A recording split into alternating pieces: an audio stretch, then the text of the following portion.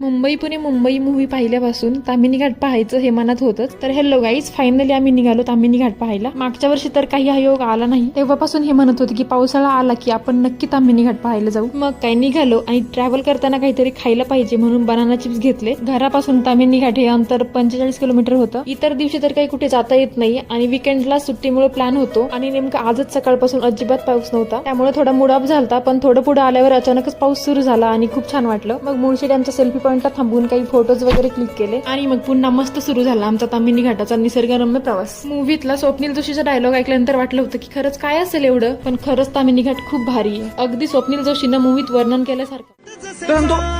यश चोप्रा होता ना, यश चोप्रा, त्यांना स्वित्झर्लंडला पण अशी निसर्गाची लोकेशन मिळाली नसती. अशी एक एक लोकेशन आमच्या ताम्हिणी घाटामध्ये